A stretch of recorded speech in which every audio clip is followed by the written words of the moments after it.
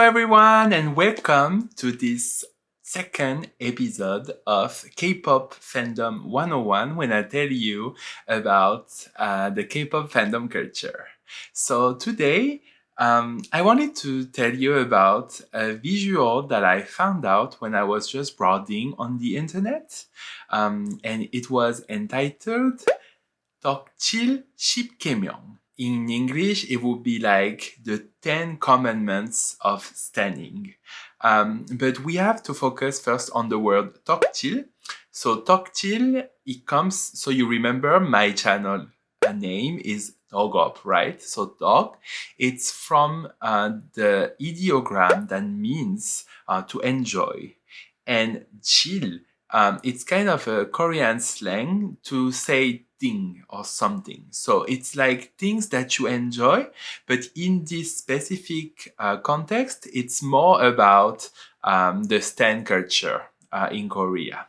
So today, I just wanted to go over those 10 commandments with you, try to translate them in English because I think it would be interesting for you because there's so many interesting words that we can learn through them and tell you a little bit my hot takes about those. So without further ado, let's go. Okay, so the first one is 죄는 막히는 게 아니라 쌓이는 것이다. So here, in English, I translated it as bias are not changing, they are accumulating. And I wanted to group it with the second one, which is 내 최애 소중하듯 남의 최애 소중하다. My bias is as important as someone else's bias. So I decided to group those two because I feel that they have kind of a similar meaning. Basically, they say that if you have a bias, that doesn't mean you are kind of changing your bias. It's just that you are kind of adding someone on your list. And I think that's perfectly correct. That's a good observation, I think.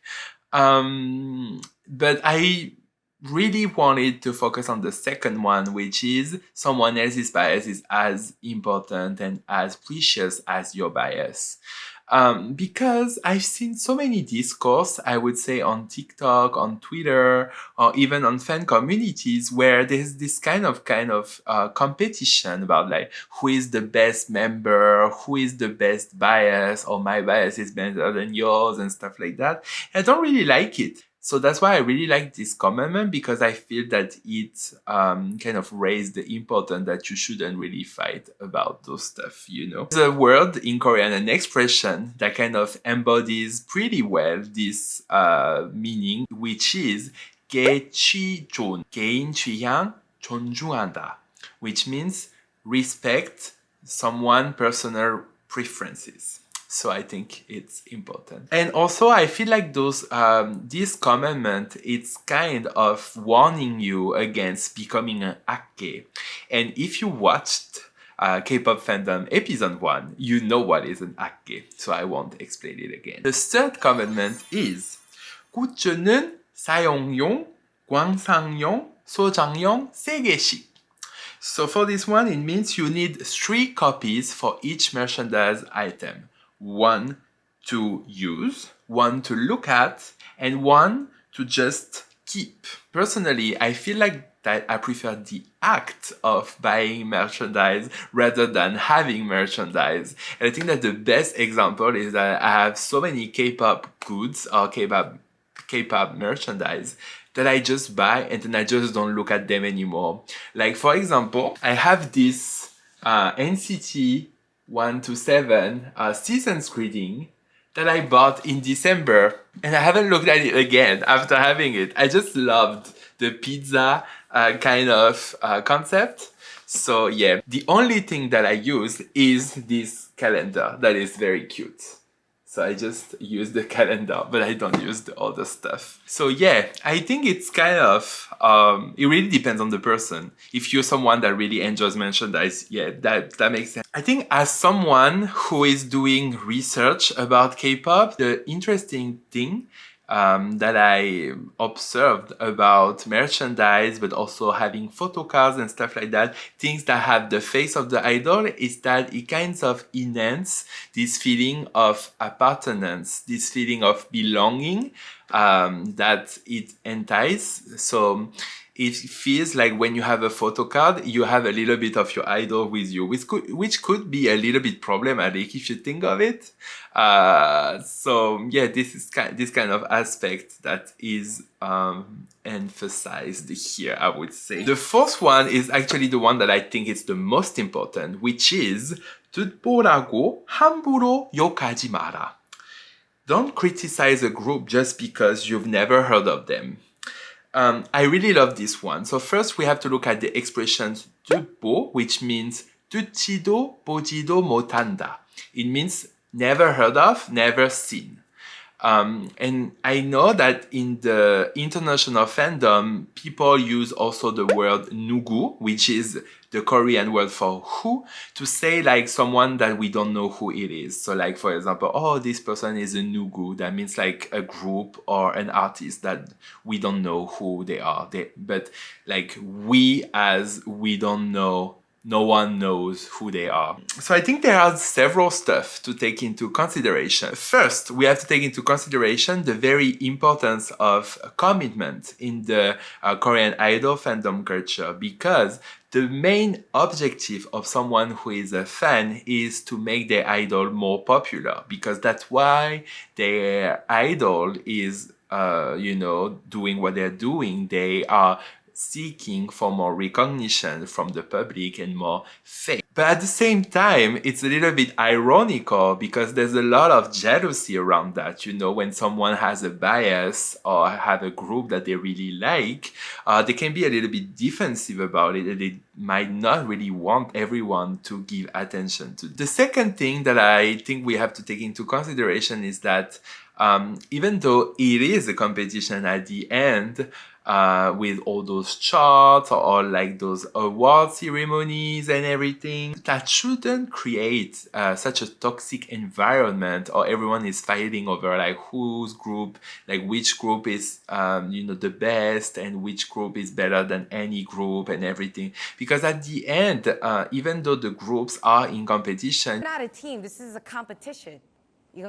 Competition, yeah. They are all kind of co-workers. They're working together in the same industry. So fans, they shouldn't hate each other because of that. Something that I found really interesting in my research is that I remarked that for some people, actually, they would prefer being a fan of a group that is not very popular, because they feel that it is more unique, and it kind of put them in a different situation.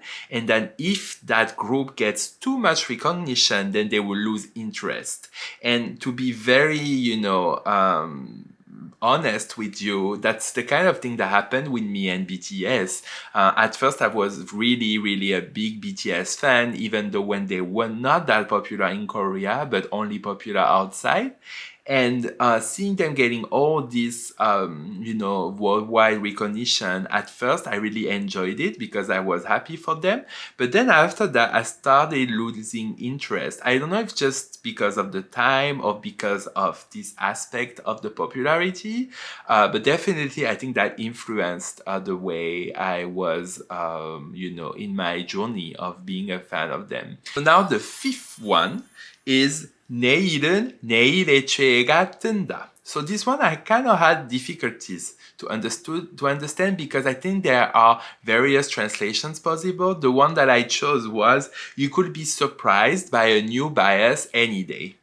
Literally, the sentence says, tomorrow, the bias of tomorrow can appear suddenly. So that's how I translated it.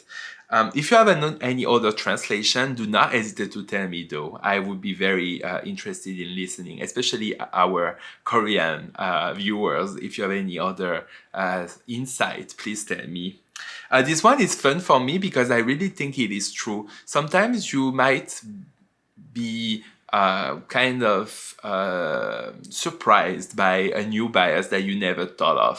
For example, for me, it's the thing with Hechan, if from NCT 127 and NCT Dream, because at first I wasn't really focused on him, but the more I was exposed to content regarding him and his relationship with Mark, it made me more interested in him. So I was, even without thinking of it, I became interested by Haechan. Now 6. 지나간 공연과 굿즈는 돌아오지 않는다. So if you miss a concert or a merchandise, it doesn't come back. And I think this one, I really felt it for the concerts. You know, with COVID, now we are in a situation where we can still go to concerts again, but it's not completely back, right? In Korea, there are still very strict protocols during concerts. You can't, for example, cheer or even scream or even sing along. And that kind of, for me, changes the atmosphere a lot. So when I went to the NCT 127 concert in December of last year at the Gochok Dome, I was really happy, of course, to go to my first NCT concert as an citizen. But at the same time, it was very sad because people were just, clapping, and it wasn't the same. So I feel really sad because I was like, oh, I could have gone to so many concerts before the pandemic. But I didn't go because I was, busy, or, there were just no possibilities. So I really think that if you have the opportunity to go to a concert but you are hesitating, do not, go. A K-pop concert is such a nice experience. It's so fun. It's really something that I think someone should experience once in their life, even if you're not interested in K-pop. Commandment: know how to enjoy idol culture by yourself. This one, I found it very contradictory because it kind of really shows how the idol culture, it's very individual but also collective at the same time. People, when they are enjoying K-pop on a broad aspect, it could be, kind of a secret garden for them, something that, you enjoy by yourself, and that's something that you can kind of rely on to disconnect for the, problems that you have in your daily life or the things that you are facing. But at the same time, it's really something that is more enjoyable when you are sharing it with others. And something that kind of needs this collective aspect, because how can you, act together to do the fan projects or the streaming or the votings for the awards and stuff like that? So it is impossible to kind of separate people if you want to really perfectly commit to the idol culture. I really think that meeting people through K-pop is something that is very interesting. I remember a lot of the people that I met when I went to K-pop concerts that should be, even at BTS concerts or at my first K-pop concert, the SM Town in Paris. And it was definitely one of the aspects of the experience that I enjoyed the most. So I wonder what the person meant in that one. Eighth one is 덕질에 나이 없다. There is no age for idol culture. There is no age to enjoy something. And yes, and yes, I totally agree with that. I think there is a stigma worldwide, on the worldwide scale, but also in Korea, that K-pop culture, idol culture is only for teenagers and especially girls. But that's not true. I think that even if in Korea, what we consider K-pop is definitely more popular among, girl teenagers, this is not true internationally. The K-pop fandom is so diverse. And in terms of age, I've definitely seen like people over 50, over 60, parents, grandparents, younger people. In the 21st century, we should stop bothering about who is too old to enjoy K-pop or who is too young to order K-pop. So yeah, this is my take on that. The nice one is actually very good for vocabulary.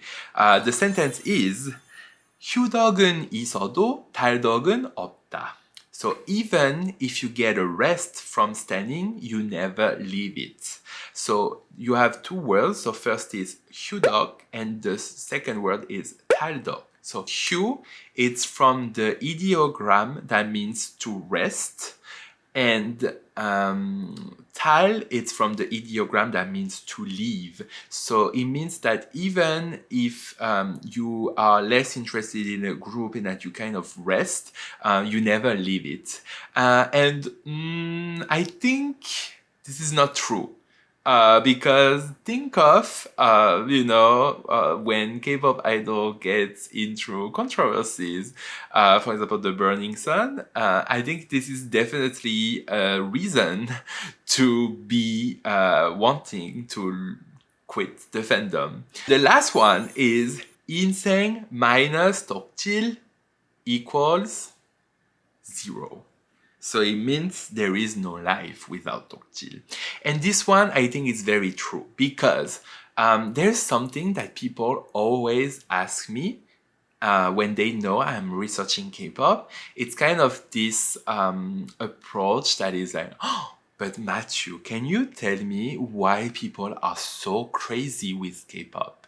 And with that, I always say, Maybe if you had a business that you were passionate about, then you would know what it takes to run a business, but you don't. you may be not into K-pop, but isn't there something in your life that you're passionate about and that you know everything about and that like you can talk about it all day and you never get tired of it?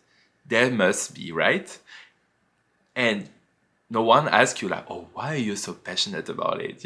Everyone in their life has something that they are passionate about, and even if they don't, that's also the kind of the process, through life to get to know what you are interested in, and that helps you, professionally. Everyone is a doku of something. Doku as, a stand of something. I like this commandment because it kind of goes against the stigma of the crazy K-pop fan that media love so much. Okay, so I'm done with those 10 commandments. I hope you enjoyed this kind of video that was a little bit informative, but at the same time when I got to say what I feel about those. Please tell me what you think of those in the comments. I would be very interested of learning. So yeah, thank you so much. Bye bye.